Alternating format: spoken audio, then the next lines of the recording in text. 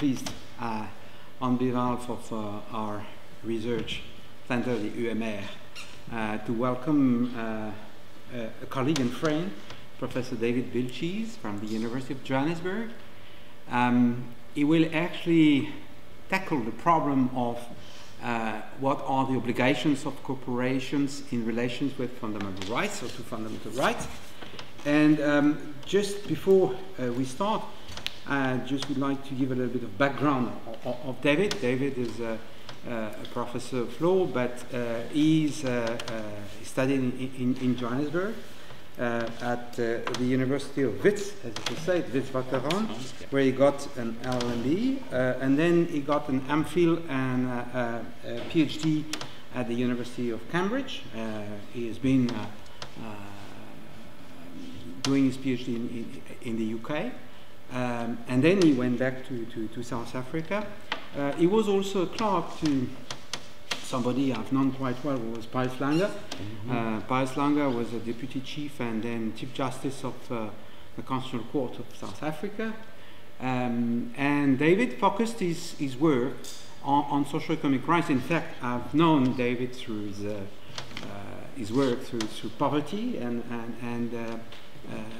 fundamental rights.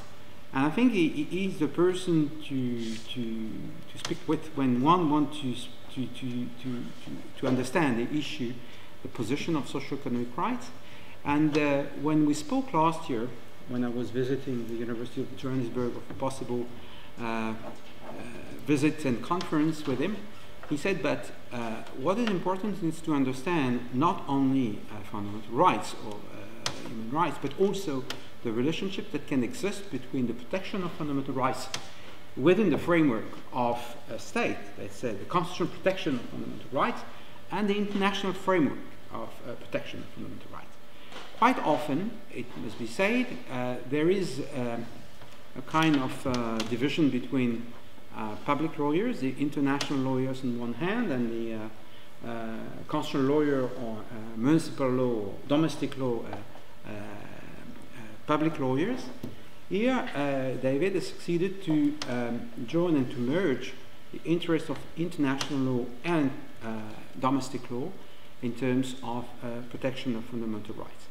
So, not only published is a book on poverty and fundamental rights, which has been published by Oxford University Press in 2007, but all his work, more or less, is related to this issue of how constitutional law and international law should interact in terms of protection of human rights and more exactly of socio-economic rights.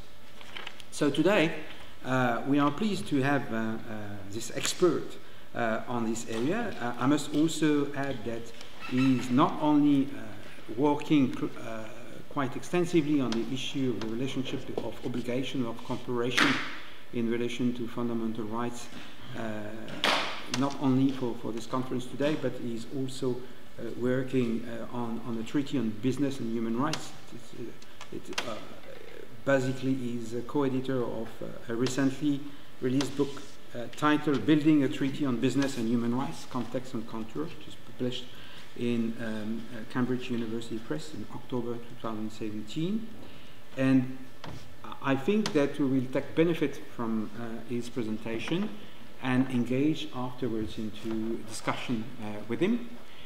So don't be afraid if your English is poor, or at least you don't feel confident speaking English. You'll be able to speak in French, and I will translate for you the question to David. Il parle aussi un petit peu français, hein, parce qu'il est, et j'ai oublié de le dire, le secrétaire général de l'Association internationale de droit constitutionnel. Donc nous allons le retrouver dans quelques semaines à Séoul, où il nous fera d'ailleurs une introduction du congrès en français et en anglais. Et je me réjouis en tout cas de le recevoir. Alors pour faciliter les choses, David a souhaité utiliser un PowerPoint, donc on peut voir un peu ce qu'il va nous dire.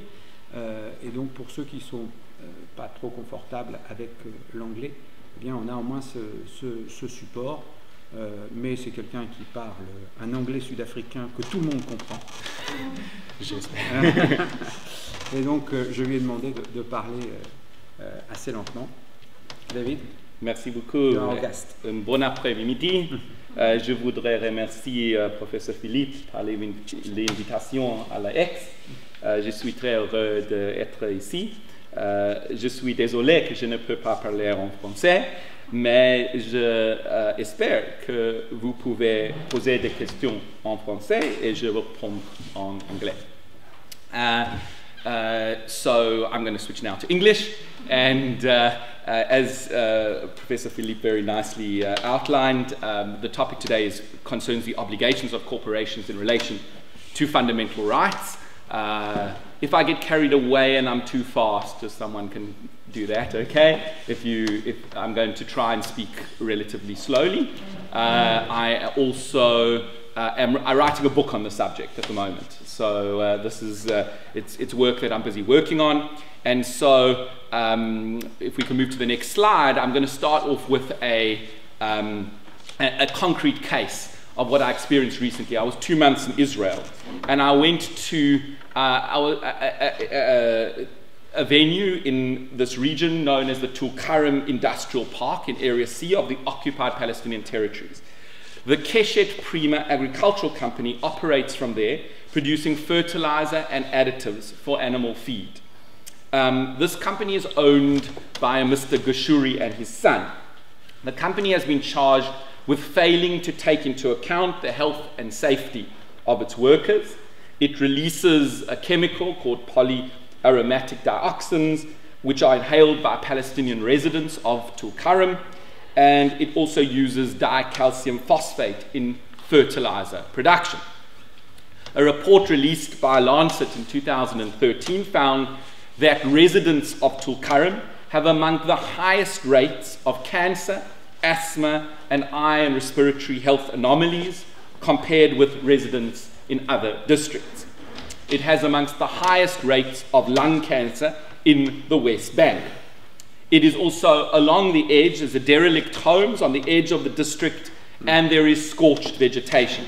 And the delegation that saw this, the area had become uninhabitable. It had also damaged the farmland in the area.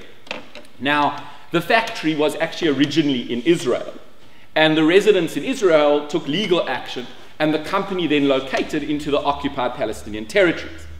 Interestingly enough, the company violates the environmental standards of Israel. So they relocated into the occupied territories so as to get around Israeli environmental legislation. Okay? Israel, of course, is still in control of those territories and so has an obligation to protect the rights of people to the highest attainable standard of health and an adequate standard of living of all people in the occupied territories. But in this case, it seems like, at least from the reports we see, that it is not fulfilling its obligations. And so this case is one which I'm taking to study, but there are many like it, where we have a situation where there are territories where the state are either unable or unwilling to control private power. Okay? And it highlights a number of legal problems that have become evident where business has an impact on fundamental rights. And we can move to the next slide on the PowerPoint. Okay? This lecture will focus on one of these, namely the problem of corporate human rights obligations. Right? And this is an issue that corporations, and we were talking over lunch, some other actors as well, like ISIS, other kind of bodies which are not states, have a clear ability to impact on fundamental rights, but there is a lack of clarity in international law, and by the way, also constitutional law often, surrounding whether corporations have direct obligations and the nature and extent of those obligations. So in this scenario that I raised with you, the question is, has this company, Keshet Prima, done anything wrong where there are no domestic clear legal standards applicable to it? Can Keshet Prima say, we are not bound by international law, we are not bound, Israel hasn't made us bound by its domestic law, therefore we've done nothing wrong as a company? right? We have no obligations in this environment, right? It's only when the state imposes those obligations that it matters, okay? So I'm interested in that problem, okay? And I'm interested in a further problem of once they have those obligations, because I think it makes clear sense they should, how do we determine the nature and extent of those obligations? How do we determine what those obligations should be? So I'm not going to address in detail, okay, the question of whether they should have direct obligations, okay? The core argument for this is that it is necessary to address the kind of governance gaps illustrated in the example I gave you, right? So if you do not have direct obligations, you basically leave corporations as free or as lacking any normative standard which binds them, okay? It also raises, there are interesting arguments, conceptual arguments, I won't present them here, flowing from dignity and the nature of rights that do not depend on the agent who violates those rights, okay? And there are interesting questions about new forms of violation where states have not regulated. What do we do in those cases? We can call them the Facebook cases, right? Where technology has moved quicker than the law. Is there no obligations of companies in those situations? Okay? Do human rights end at those situations? Okay? So, what are we going to do in this presentation? Okay, we can move on. I just wanted to show you this. Some of those questions are dealt with. Xavier mentioned the book that we've just published, Building a Treaty on Business and Human Rights. And some of the issues that arise in international law are dealt with here as to what would such a treaty look like, because its goal is to try and solve some of these problems. Okay?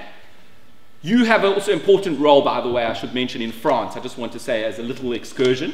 Your government is one of the few European governments that has been more favorable towards a treaty. Right? Sadly, many European governments have been antagonistic towards a treaty from their own self-interest. France, partly I think because it passed the law of due diligence, right? Many of you will know. Last year, very impressive law, okay? One of the first in the world, has been more favorable towards that. That's a very important stance, and you can help push your government to keep the European Union in support of such a, the European Union at the moment is divided, but to push for more strong positive feeling around this treaty, because that is a critical, it would be really important for Europe to take a stance on these issues, okay? So that's just a point of what you can have a role to play in this regard. Okay, that was a little bit excursion. What am I going to do? Okay, we can move to the next slide. We are going to focus here on what the content of corporate obligations should be. The first part, I'm going to say I will outline what I term a multifactorial model to determine corporate obligations, and I'm going to defend it. The second part, I'm going to elaborate on 3 factors in determining corporate obligations. And the last part, I'm going to look at the possibility of using proportionality as a decision procedure for balancing the complex issues that arise when there are competing interests in the private sphere. Okay?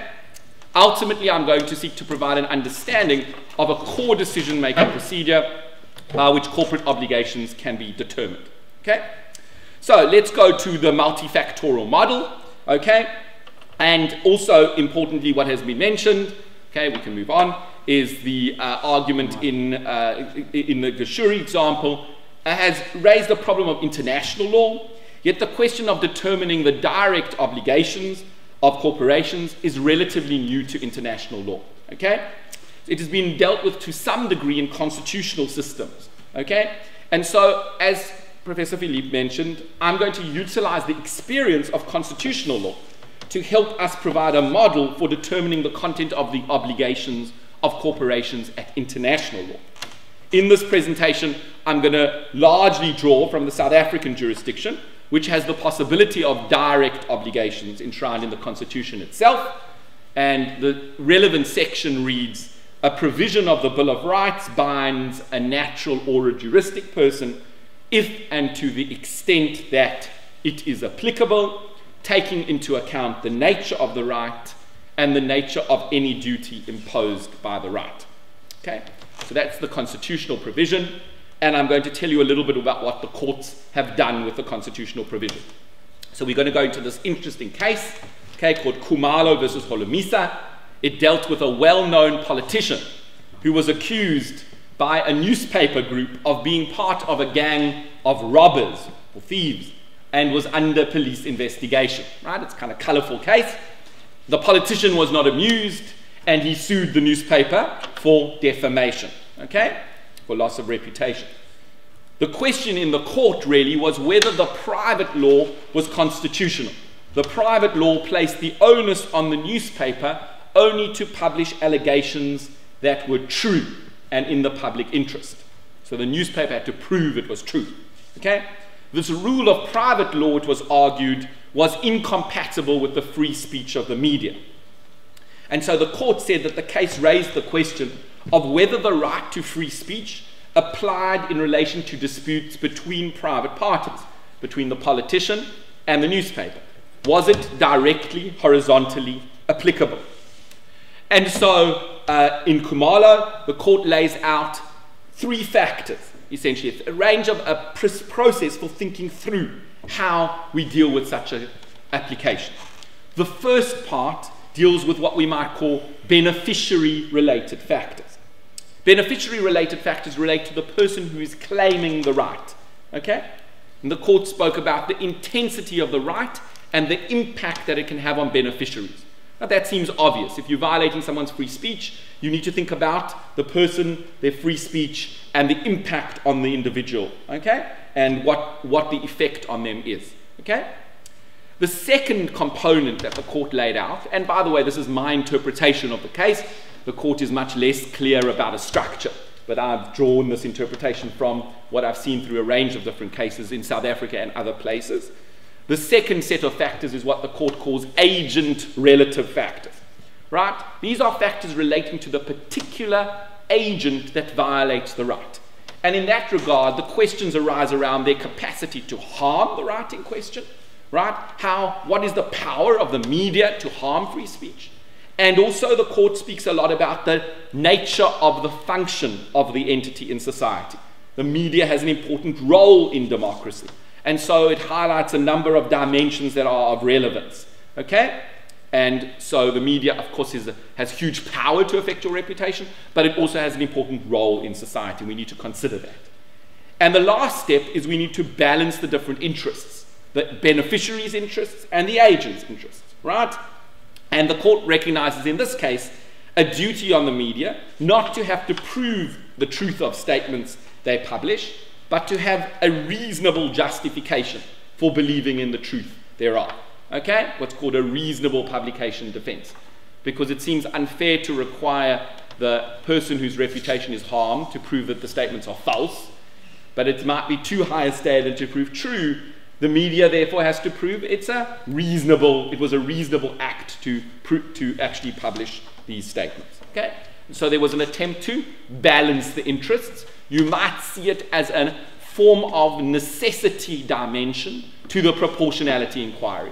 Was there an alternative that could sufficiently achieve the interest, the protection of reputation, but have a lesser impact on the right? Okay? The interest would have been the media's role in democracy and have a lesser impact on the right to reputation. What is a multifactorial approach? There is no single criterion in such an approach to determine a particular issue, in this case the obligations of corporations. That is a function of multiple considerations. The court essentially identifies features of a situation that are relevant to determining obligations, where none are determinative, plus it identifies a decision procedure to decide cases, and ultimately it says that this decision procedure can result in context-sensitive rules, which the particular constellation of factors together result in particular obligations. And to avoid it becoming too particular to the particular situation, these can harden over time into concrete obligations in a certain set of circumstances, like defamation law. Okay? Why should we go for a multifactorial approach? Why do you do this? I'm sure this is not totally unusual to you. French courts, European courts all use these kind of things. Okay, the defense of such a approach usually can relate to a few prongs. The first is that there is normative complexity. There is no one reason which alone can justifiably determine the obligations in the context where other reasons operate too. It would be nice if we could simply say a corporation's obligation follows because of this X, Y, Z. But it's a complicated area, right? And we're going to see the complexity. And so, as a result, there's no one factor that determines that, okay? And the argument must be made here that a multifactorial approach better achieves a capturing of that normative complexity than harder rule-based approaches, okay? The second argument is one of context sensitivity, right? It could be argued that in complex circumstances, judges may not know in advance the full consequences of laying down firm rules. Whilst it is not difficult to create an exception to the rule against murder for cases of self-defense, it is less clear-cut when it may be the case that evictions from a home should be permitted or refused, particularly in contexts like South Africa with high degrees of inadequate housing and historical injustice. And moreover, we can give an incrementalist argument for this. Instead of jumping in and fearlessly creating legal rules which may not be optimal, courts outline a range of factors which help it decide without making determinations it may regret. This allows the courts to modify their approach and doctrine should these be seen to address these normative conflicts.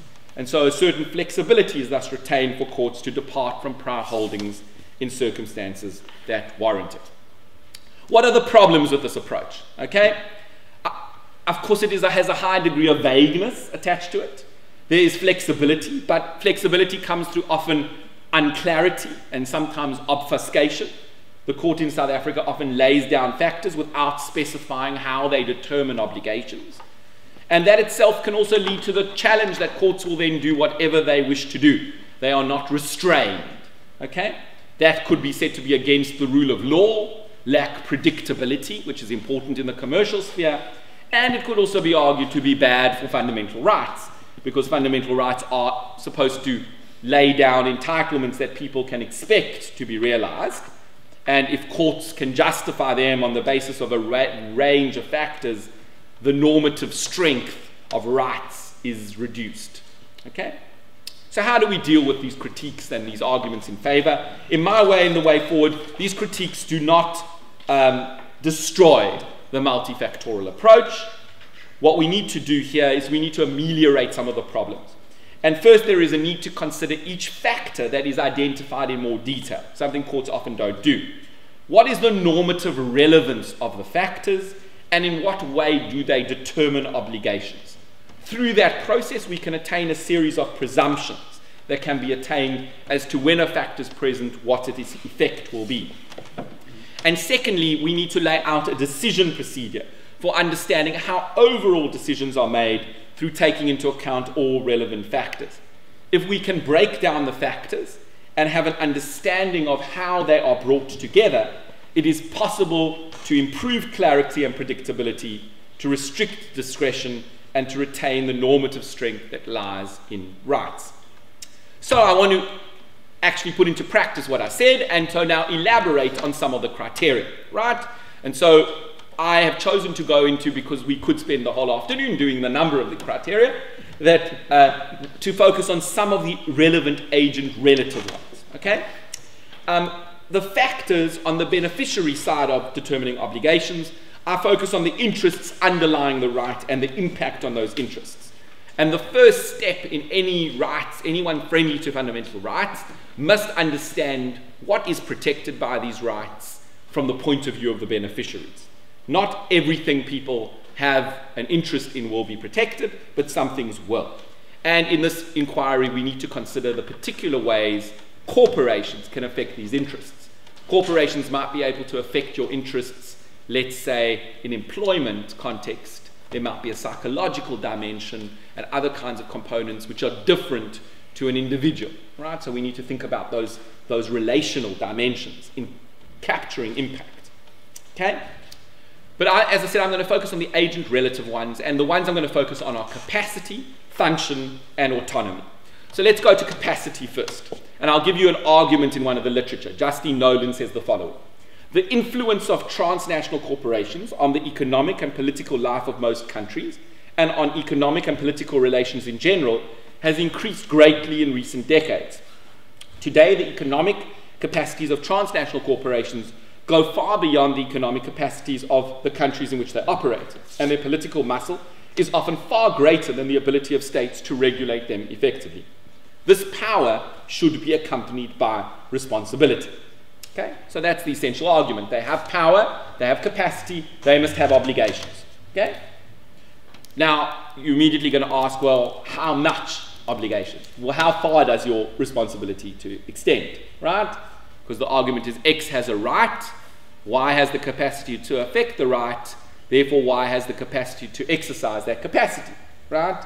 Obligation to exercise that capacity. But it isn't a complete argument. It cannot be a sufficient determination of obligations. Why? Well, I'm going to split our thinking into negative and positive obligations. Negative obligations are obligations not to harm a right. So you might think the capacity to harm alone translates into an obligation not to harm. In a way, some of you might be familiar with the guiding principles on business and human rights, the duty to respect. It seems to adopt that very simplistic position. If you can harm, you have an obligation not to harm. I want to suggest to you that that's too simple, okay? And some dimensions are left out of that, right? There's an important distinction here, right, between a capacity to harm, and that can mean the capacity to have an impact on a right, and a capacity to create an impermissible harm, okay? Newspapers can impact on someone's reputation or dignity, right? Does it mean that they automatically must not publish whatever does, okay? So there's a series of interesting cases I've been going through, for example, around Princess Caroline of Monaco, right? And whether or not newspapers, people have lots of interest in Princess Caroline, right? Can newspapers publish anything about Princess Caroline or not, okay? Well, some things the courts have held they can't, but some things they can. And there's actually a disagreement between the German courts and the European courts about what should or shouldn't be published, okay? But what this shows you is that there's a difference between having the capacity for a negative impact, okay, on someone's reputation and an impermissible impact. Not every negative impact is impermissible, okay? And so capacity to have a negative impact is a necessary condition. Right? It is central. If you have no capacity to harm someone, then you won't have obligation. Right? But it's not enough. We need something else. We need to consider other factors in determining whether it is impermissible. And so that means that we have to think in a more complex way. What are the reasons for the impact? What is the role in society? We're going to come to some of those things. Okay? We also have interesting questions relating to positive obligations, okay? And I'm not going to spend a long time on this because it's its own whole long topic. But the question is, does one have an obligation to do everything one is able to do? Are there no limits? So let's think about a case which very much deeply affects my country. It's pharmaceutical companies which have developed drugs, right, which are sometimes very effective in treating illness.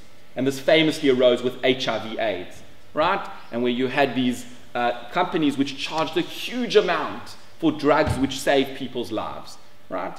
And do they have an obligation to make those drugs available at a low rate for a developing country? That, by the way, hasn't gone away with HIV/AIDS. It's a current issue in my country with cancer drugs. So there's a very famous cancer drug called Herceptin, which has become very effective at dealing with breast cancer. Today in South Africa, women are dying because they can't access that drug, because the drug costs about $3,000 or $4,000 a month, okay? And it's not affordable on the public health system, right? Should the company that makes Herceptin, right, should it be forced to make such a drug available at a reasonable rate? We're not saying it for free necessarily, okay? So this raises interesting questions, right? GlaxoSmithKline, let's say, has a higher market capitalization than the GDP of Malawi in which it operates. Does it have a duty to provide every Malawian citizen with healthcare, or at least make its drugs available at an affordable rate? If it has some obligations, what are the limits of its obligations? Okay? So these raise really hard questions, but they're crucial for us because these companies have a huge potential. Okay? And a further question, interestingly, is what happens when you have multiple companies with such power? Okay? Who has the obligation in relation to one another? And what happens when the state and the companies have obligations, right? How do you deal with the obligations in relation to one another? Okay? So these are some of the issues that I want to raise. Okay? I won't go in so much detail at the moment into the positive obligation side, but we can discuss it in question time. Okay? So, in summary, corporations may have variable capacities to affect fundamental rights, and so that in itself will impact upon the obligations that they in fact have. They may have the ability to impact negatively on rights as well as positively. These points initially suggest some obligations on corporations, but as we saw, they do not provide us with an understanding of the limits of such obligations, nor the allocation thereof amongst corporations. Capacity, importantly, requires an investigation of what exactly the corporation can do in this area. It requires an understanding of whether it has special abilities as well in any way, and a clear-headed understanding of what a corporation can and cannot do provides us with a starting point for determining obligations. But that is not sufficient. We need further criteria, and I'm going to move briefly to consider the question of the role and capacity and the function of a corporation in society. So I'm only going to deal with this briefly because we could spend a long time on this as well. Function by function, I mean the role of an agent in society, and that requires some dealing with what does it mean to have a role in society. A lot of courts around the world have brought this down to questions of, is it a public function or is it a private function? Right? What happens if a company, like in a recent South African case, was providing services to make social grants available to people? Okay? It was actually providing people's pensions and their support grants when they had children, right? And the company, the tender, the contract, okay, was invalid, okay?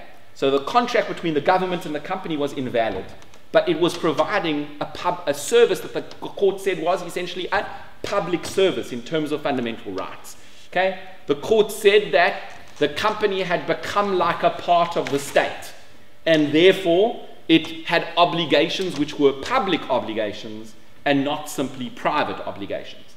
Okay? But when we look at that, this function issue raises a lot of interesting questions about the nature of the agent and its power.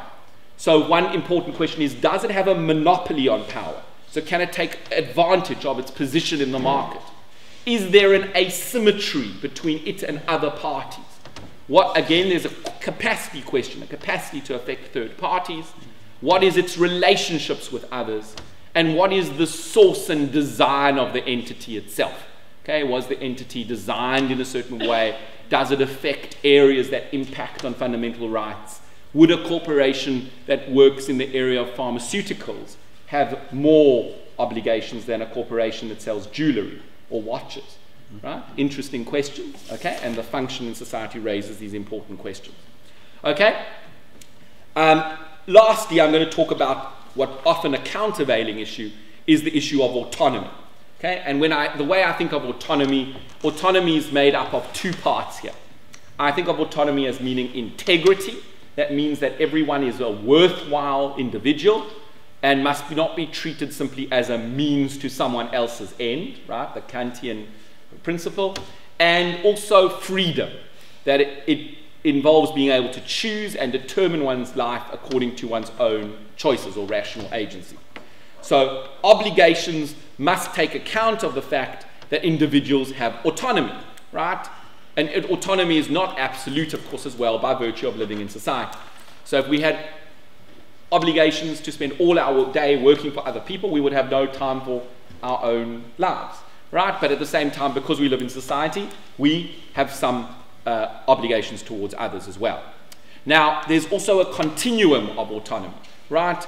Autonomous interest, I would argue, is most strong in relation to individuals who have a dignity, right? Who are, let's say, adults who can make choices for themselves. We regard it, let's say, less strong in relation to children, for example, as well, okay? A state, I would argue, lacks the interest in autonomy. The state itself lacks an interest in autonomy. The state is impartial, and so it adjudicates amongst those who have autonomy. And in between, there's a continuum. There are entities that are more state-like, they're less importance to autonomy, and more like individuals. the greater importance to autonomy. How does this apply to corporations, right? Well, this is important because we need to think a little bit. I've been talking about corporations, but what are they? Okay? Again, I'd love to give you a long talk about the corporation, but the corporation is, in my view, ultimately an entity which is not reducible to the individuals underlying it, but it is dependent upon them. Okay? A corporation is essentially, it's not a natural entity, right? We know it's formed by law, right? And the law creates a corporation to have, importantly, separate legal personality. It's a separate person, right? Has its own property, etc., in its own right, and perpetual succession, right? It continues even if the people underlying it change, okay? And importantly, why do we create corporations? Corporations aren't created for just so individuals benefit, right? It's created because society thinks that it's going to create social benefits, right? This form, which is one of the most successful forms ever created of doing business, is designed to insulate people, for example, from risk, okay? And therefore people put money into it, invest in it, without having to fear that they're going to lose all their personal wealth, okay? And they are prepared to take risks, and they're prepared to innovate, and they're prepared to do new things, which creates innovation, creates possibilities, creates social benefits, right? A legislature couldn't create this if it were just a good legislature, let's say. Couldn't create this if it were just for the president to benefit, right? It must create it because it has social benefits. So anyone who tells you the corporation is just there for individuals to maximize their profit, they're mistaking one crucial component. The corporation must have a social purpose underlying it. Its social purpose, though, uses individual self-interest, okay? So it is itself a vehicle for individuals to use for their own economic projects, okay? But the goal is to achieve benefits for the economy, okay? The autonomy interests, I would argue, are not as pronounced as in the case of individuals, okay? But they are not because it has a public dimension to it. But it is not absent, given its connection to individuals, right? Individuals seek to pursue economic projects through the corporation, okay? And so we need to think through, when we're dealing with this, both there's a public and private, if you want to say, aspect to the corporation. How are we going to deal with this, okay? So I've outlined so far 3 agent relative factors that help determine obligations. The problem is some of these pull in different directions. The capacity of an agent to affect someone's interests may push in favor of imposing a strong obligation. If an autonomy interest applies to it, then that may counsel against imposing an obligation. How are we to make a final decision about the obligations of an agent? This needs to be done through a rational decision-making process.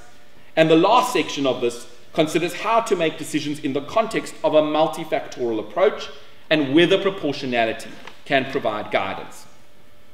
So, ultimately, determining obligations of a corporation involves balancing interests. What process of reasoning should we use to guide balancing? What I want to consider here is whether we can use the traditional approach used in relation to the state in relation to a private entity which has a certain degree of power.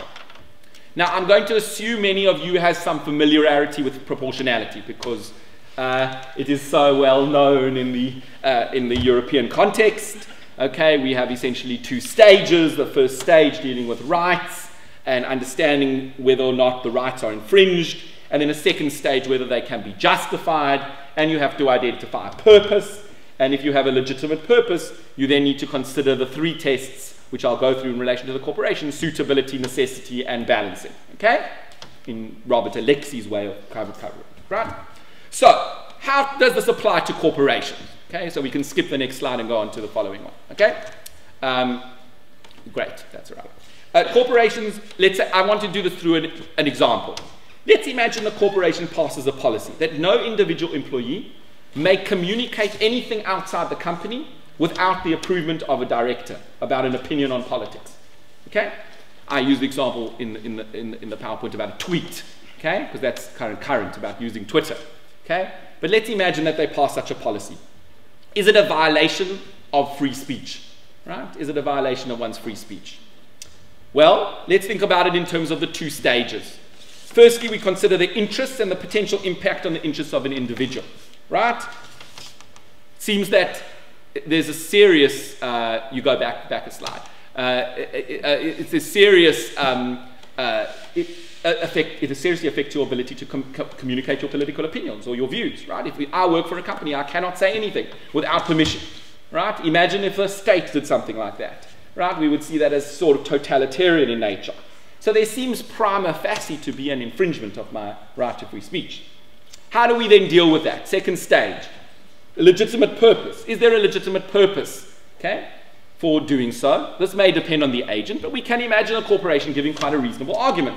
It says you are a high-ranking employee, you just expressed your view about President Xi giving himself life appointment in terms of the Constitution of China. We do business with China. China now says this is what our company thinks and stops doing business with us, right? Has serious impact on our commerce and our reputation, okay? So that seems like a kind of reasonable purpose, right, at least for the company. It's not that we don't really want to restrict your free speech.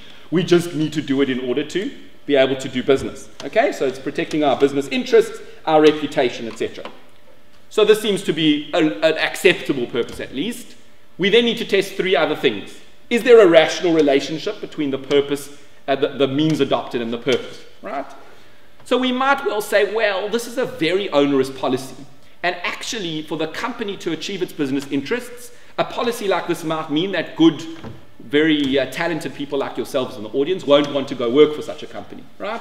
So the company will actually self-defeat its own goals in some sense. It will become known as a company with very serious or draconian policies on speech, okay? So we might have an argument there. We might call this the business case for human rights, that businesses, if they want to achieve certain of their commercial goals, they need sort of a good reputation, they need to attract good employees, and people won't want to work for the corporation if it's too onerous. We then have the necessity test. Is there an alternative that would achieve the purpose, okay, of the company, but have a lesser effect on the rights of individuals, right?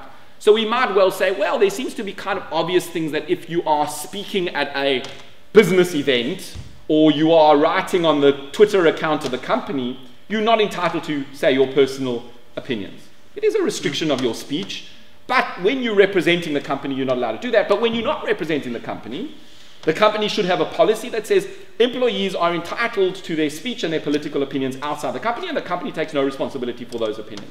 Okay? That seems like a reasonable type of policy, which might well meet the necessity test. And then we also have the question of balancing, right? Is the company's policy, is the company's commercial interest strong enough to outweigh the individual's speech, right, in this kind of case? Okay, and my view in this case is probably only a less severe restriction would pass muster, okay, so confining some kind of prohibition to the company's account. So what is this type of show? We capture corporate obligations in relation to rights. The nature and extent of the obligations depends on the agent, its role in society, connection between means and ends, and an overall evaluation of benefits and harms.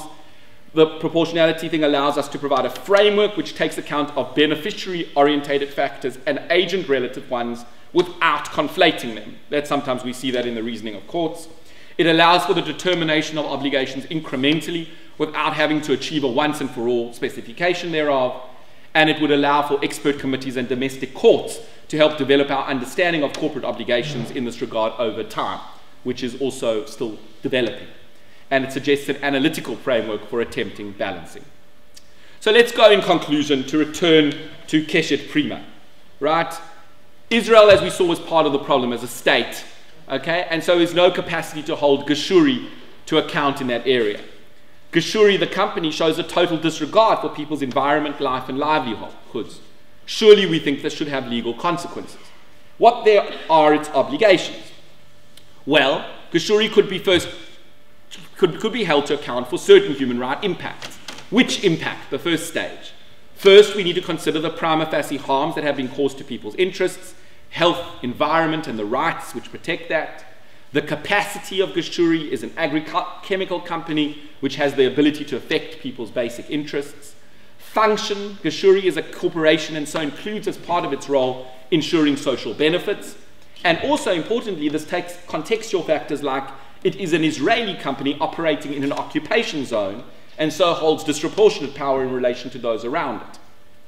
There would be therefore, in my view, good reason for prima facie obligations. In terms of autonomy, Gashuri is not a state company, but it seeks to operate for profit.